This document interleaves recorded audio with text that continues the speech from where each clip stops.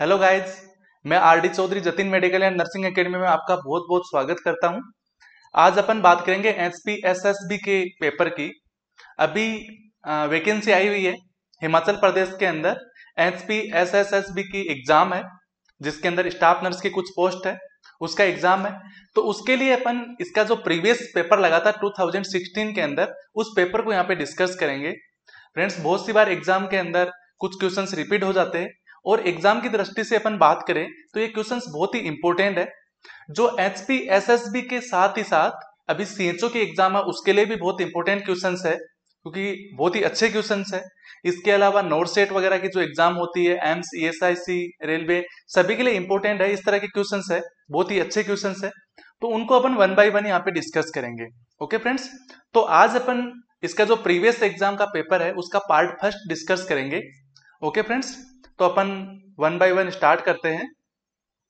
सबसे पहले देखते हैं question number 1। The nurse is taking care of a patient after vaginal hysterectomy for prolapsed uterus. Which of the following nursing intervention by the nurse would best minimize the risk of pulmonary embolism in this patient? एक nurse है, वो vaginal hysterectomy के बाद जो patient है उसकी care कर रही है। मीन्स एक पेशेंट था, उसकी वेजाइनल हिस्टेक्टोमी हुई है।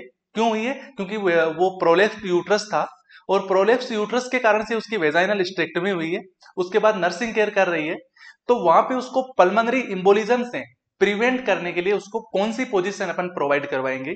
Option A, positioning the patient at high Fowler's position. Option B, providing small pillow under knees for comfort. Option C, assessing lower extremities for warmth and swelling. Option D, early ambulation. तो friends, इसके लिए अपन correct answer है option A.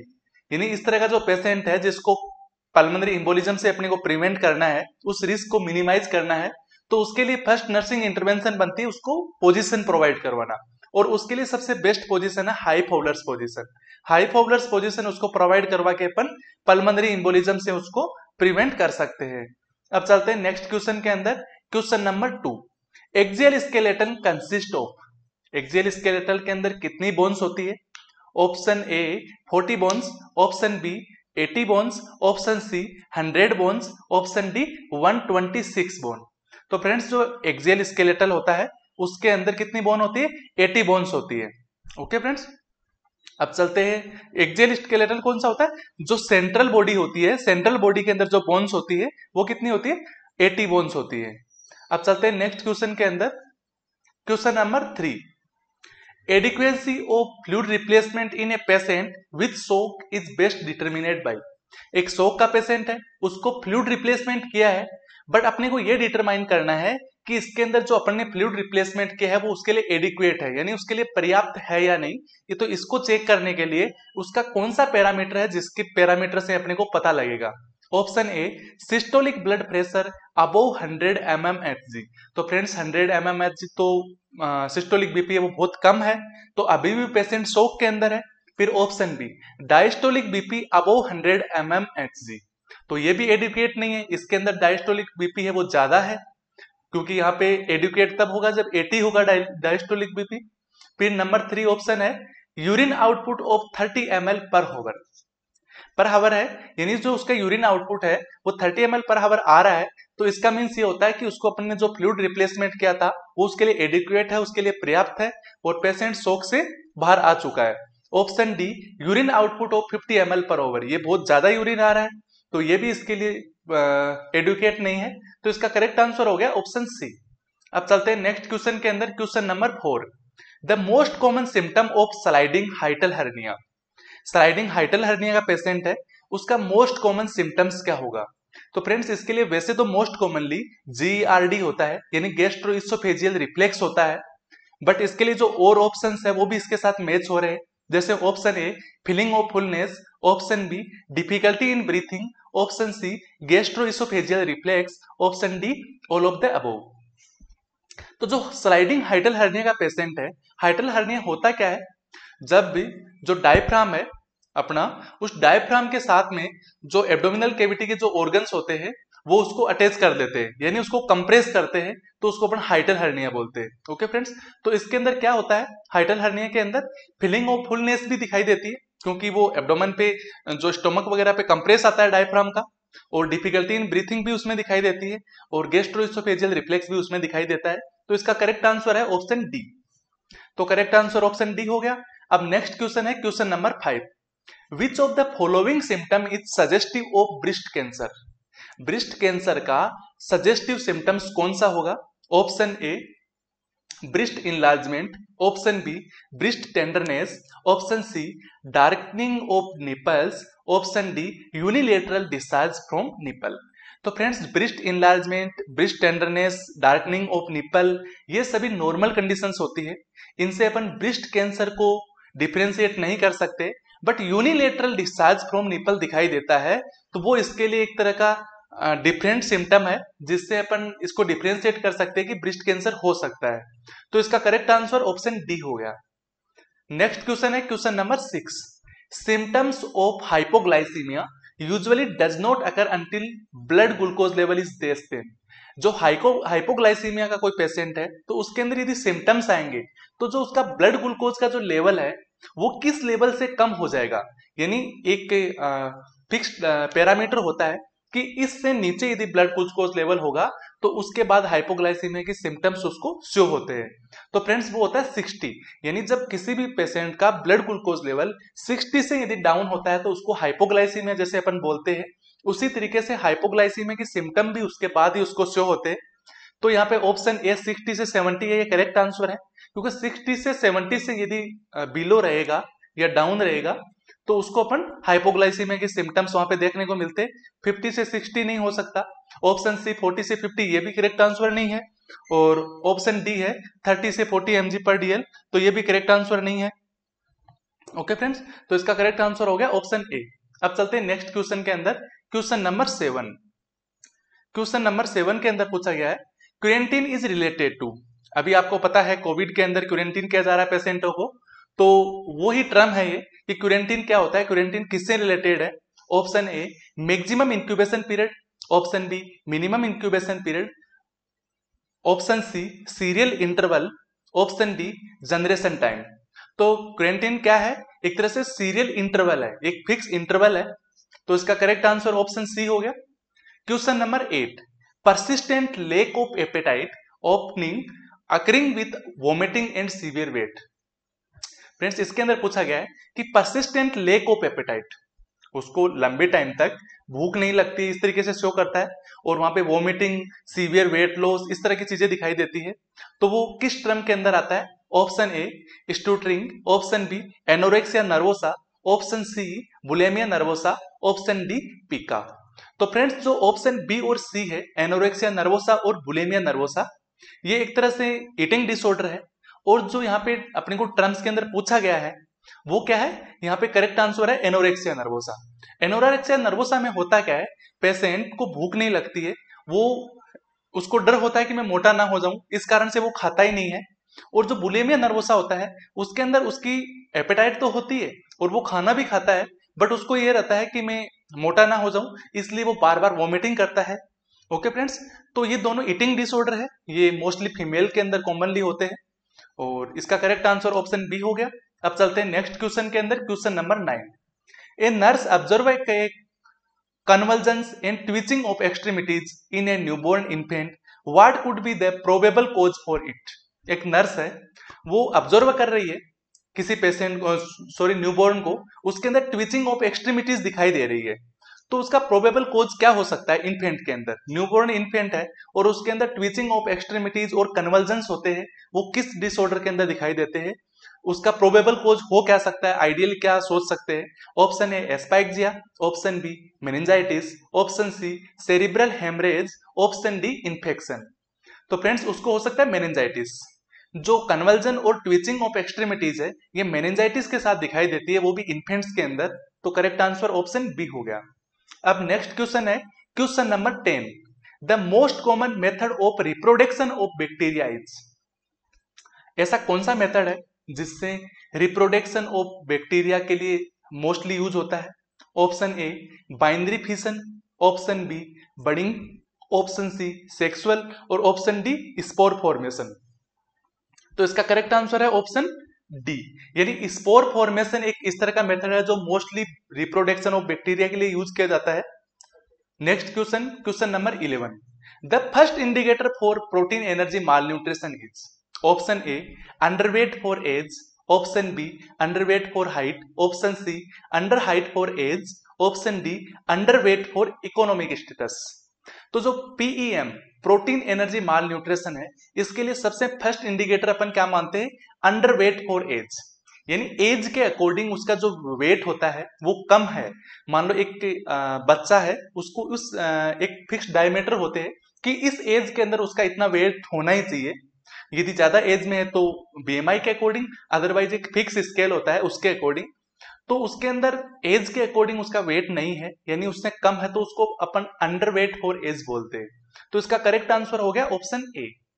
अब अपना next question है question number 12 है, while assessing vital sign of a patient having recurrent attack of seizures the nurse should, अपन एक नर्स है वो वाइटल साइन चेक कर रही है पेशेंट का जिसको रिकरेंट अटैक आ रहे हैं सीजर्स के, यानी बार बार सीजर आ रहे हैं।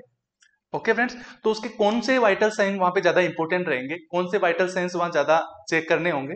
Option A take an axillary temperature every 4 hourly, बिल्कुल सही है, 4 आवर्ली टेम्परेचर भी चेक करना है और एक्सिलरी करना है, क्योंकि ओरल वगैरह बिल्कुल नहीं करना है, क्योंकि उसको सीजर आ रहे हैं, वहां पे हो सकता है उसको थर्मामीटर को वो ब्रेक कर जाए, उसको इंजरी हो जाए। ऑप्शन बी ऑब्जर्व फॉर ब्राडिकार्डिया, ब्राडिकार्डिया को भी चेक करते रहना है, क्योंकि कन्वर्जेंस के साथ में एयरवे डिस्ट्रैक्शन हो सकता है उसको, तो ब्रेडिकार्डिया और ब्रेडिपीनिया भी देखना है। ओके फ्रेंड्स, तो इसका करेक्ट आंसर हो गया ऑप्शन डी, यानी all of the above. Next question, question number 13, a patient who keeps repeating a word over and over is demonstrating, यदि कोई पेशेंट है वो किसी एक्टिविटी या वर्ड्स को, किसी भी चीज को बार बार रिपीट कर रहा है, तो उसको अपन क्या बोलते हैं, उसको अपन बोलते हैं स्टीरियोटाइप। तो यहाँ पे ऑप्शंस में दिया गया है नियोलॉजिज्म, तो ये तो एक न्यू वर्ड्स फॉर्म करता है जो सिर्फ अपने लिए यूज होते हैं, तो उनको बोलते हैं। सर्क्यूमस्टेंशियलिटी भी अलग है, और ऑप्शन सी स्टीरियोटाइप, ये इसका करेक्ट आंसर है। ऑप्शन डी सेनिलिटी, ये भी नहीं है, तो करेक्ट आंसर हो गया ऑप्शन सी।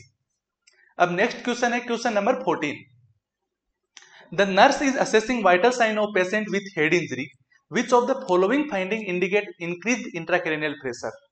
एक हेड इंजरी का पेशेंट है, उसकी नर्स वाइटल साइन चेक कर रही है, तो वहां पे ऐसा कौन सा वाइटल साइन है जो ये इंडिकेट करेगा कि इस पेशेंट का आईसीपीए वो इंक्रीज हुआ है? Option A tachycardia, option B bradypnoea, option C widened pulse pressure, option D decrease body temperature. तो इसका करेक्ट आंसर है ऑप्शन सी, यानी इंक्रीज आईसीपी को शो करने वाला फाइंडिंग कौन सा है यहाँ पे? वाइडनेड पल्स प्रेशर। वाइडनेड पल्स प्रेशर क्या होता है? जो सिस्टोलिक बीपी और डायस्टोलिक बीपी होता है, उन दोनों के बीच जो डिफरेंस होता है उसको अपन पल्स प्रेशर बोलते हैं, और वो वाइड यानी ब्रॉड दिखाई देगा, वहां पे ज्यादा दिखाई देगा। मींस जो सिस्टोलिक और डायस्टोलिक बीपी है उनके बीच जो गैप होता है वो नॉर्मल की कंपैरिजन में ज्यादा दिखाई देगा, तो उसको अपन वाइडनेड पल्स प्रेशर बोलेंगे, जो यहाँ पे इंक्रीज आईसीपी के अंदर देखने को मिलता है। तो करेक्ट आंसर ऑप्शन सी।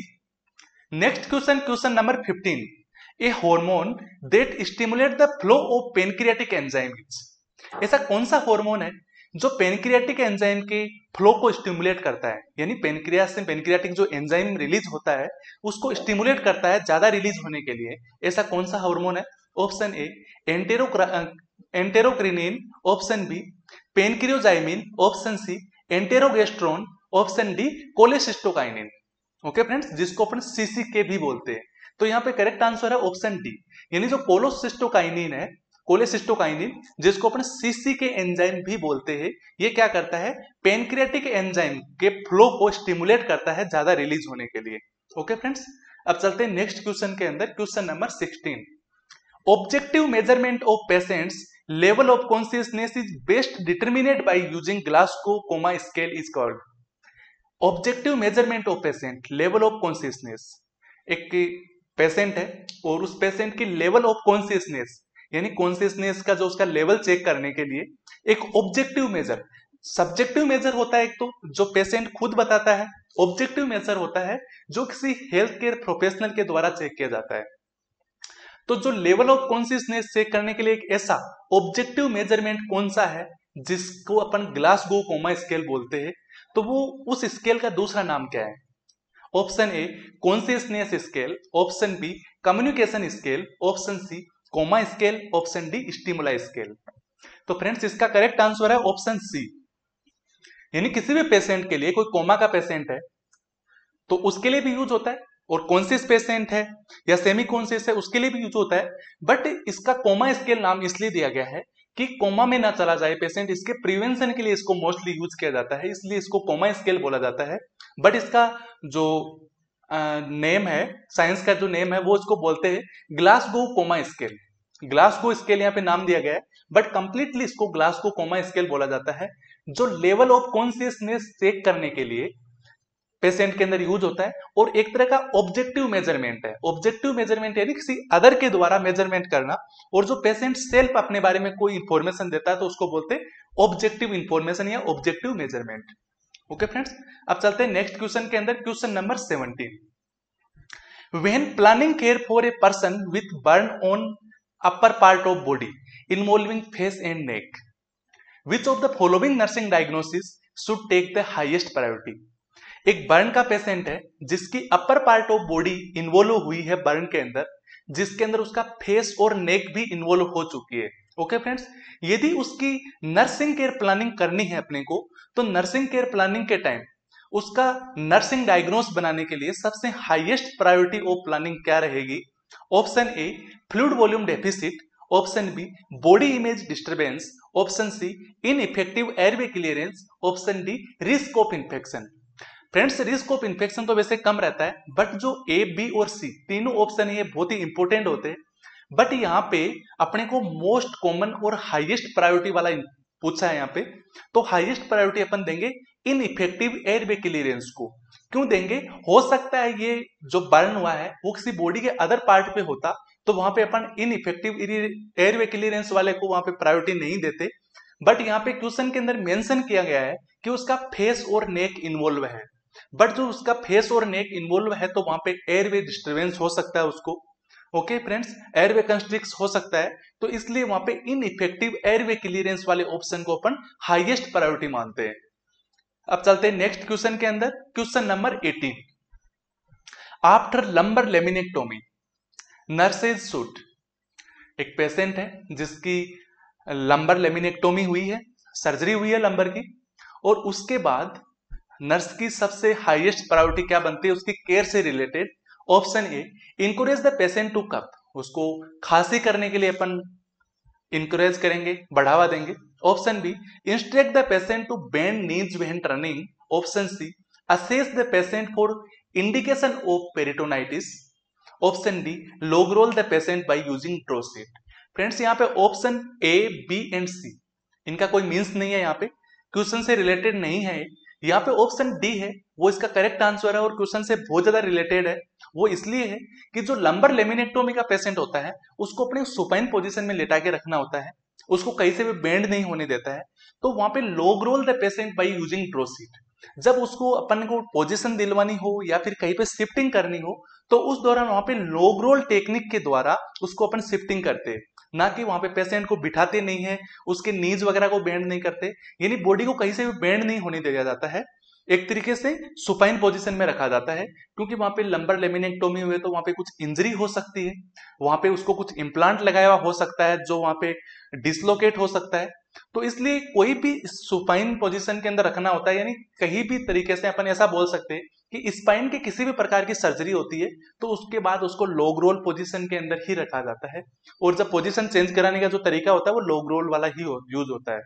तो यहाँ पे ड्रॉ शीट की हेल्प से उसको लॉग रोल करवाएंगे, तो इसका करेक्ट आंसर ऑप्शन डी हो गया। अब चलते हैं next question, question number 19। Pulse pressure of BP, BP कितना है? 140/90 mm of HC.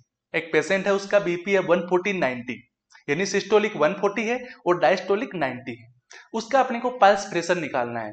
Option A 50 mm of H, option B 140 mm of H, option C 90 mm of H, option D none of the above. तो friends मैंने आपको भी previous question के अंदर भी discuss किया था कि पल्स प्रेशर कैसे निकालते, जो systolic BP minus diastolic BP, जो सिस्टोलिक बीपी और डायस्टोलिक के बीच का जो डिफरेंस होता है वो पल्स प्रेशर कहलाता है। पर डिफरेंस का मीन्स कभी ये नहीं होता है। डिफरेंस का मीन्स भी ऐसा दिखा जाता है कि जो सिस्टोलिक बीपी में से डायस्टोलिक बीपी को अपन माइनस करते हैं। ओके फ्रेंड्स, तो यहाँ पे कितना आ गया, जो 50 mmHg यानी 140 माइनस 90, तो 50 mmHg यहाँ पे पल्स प्रेशर है। अब चलते हैं नेक्स्ट क्वेश्चन में, question number 20। A patient admitted in emergency ward with diagnosis of cardiac arrest, cardiopulmonary resuscitation is to be given. The nurse now that ratio of compression to ventilation to adult by 1% each.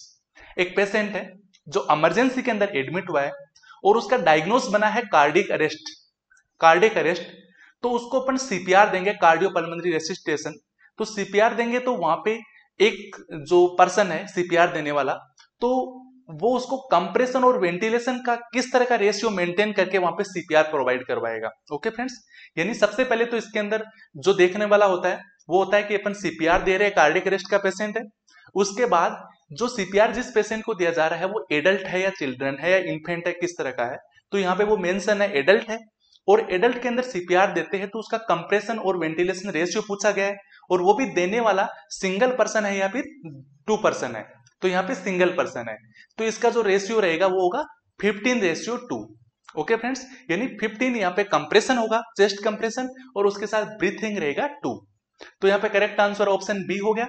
अब अपन चलते हैं next question के अंदर, question number 21। Time required to read Mantoux test. जो Mantoux test क्या होता है, एक तरह से मोन्टेक्स टेस्ट ट्यूबरक्लोसिस के पेशेंट के लिए यूज होता है। ट्यूबरक्लोसिस के पेशेंट के लिए ट्यूबरक्लोसिस को आइडेंटिफाई करने के लिए किया जाता है। तो वहां पे हैंड के ऊपर या फिर अपनी बॉडी पार्ट्स के ऊपर, मोस्टली एल्बो पे इसको लगाया जाता है, और मोन्टेक्स टेस्ट एक तरह से इंट्राडर्मल लगाया जाता है और लगा के छोड़ दिया जाता है। उसके बाद उसके रिएक्शन को चेक करके उस टेस्ट को रीड किया जाता है। ओके फ्रेंड्स, तो उस टेस्ट के रिएक्शन को चेक करने का जो टाइम ड्यूरेशन है, उस टाइम ड्यूरेशन के बारे में इस क्वेश्चन में पूछा गया है। Option A 12 to 24 hours, option B 24 से 48 hours, option C 48 to 72 hours, option D above 72 hours या फिर 72 आवर्स से भी ज्यादा। तो यहाँ पे करेक्ट आंसर है इसका ऑप्शन सी, यानी 48 to 72 आवर्स तक वहां पे उस टेस्ट को रीड किया जाता है। यानी जिस टाइम अपन ने टेस्ट लगाया है उसके बाद 48 से 72 घंटे के बिटवीन अपन उस टेस्ट को रीड करते हैं और उसकी रिएक्शन को चेक किया जाता है कि जो रिएक्शन हुई है उसकी वो किस डायमीटर के अंदर, यानी कितने एरिया में हुई है, और उस डायमीटर को अपन को वहां पे मेजर करना होता है, और उसके अकॉर्डिंग वहां पे अपन उसको आइडेंटिफाई करते हैं कि ये ट्यूबरक्लोसिस का पेशेंट है या नहीं है। ओके फ्रेंड्स, अब चलते हैं नेक्स्ट क्वेश्चन के अंदर, question number 22। Drug that contract प्यूपिल of I is called. ऐसी कौन सी ड्रग है जो आई की प्यूपिल को कॉन्ट्रैक्ट करती है। कंस्ट्रिक्ट नहीं है फ्रेंड्स, यहाँ पे थोड़ा सा कंफ्यूज हो जाते हैं। यहाँ पे कंस्ट्रिक्ट नहीं लिखा हुआ है, यहाँ पे लिखा हुआ है contract. Okay friends, option A miotic, option B mydriatics, option C lozenges, option D demulcents. तो जो ऐसी ड्रग जो आई के प्यूपिल को कॉन्ट्रैक्ट करती है उसको अपन क्या बोलते हैं, माइड्रेटिक्स बोलते हैं। और यहाँ पे यदि लिखा होता है कंस्ट्रिक्ट कौन सी मेडिसिन करती है, कौन सी ड्रग करती है, तो वहां पे आता है म्यूटिक्स। ओके फ्रेंड्स, तो इसका करेक्ट आंसर हो गया ऑप्शन बी। अब अपन चलते हैं next question, question number 23। Antidote of magnesium sulphate is, option A calcium gluconate, option B diazepam, option C calcium chloride, option D nalorphine hydrochloride.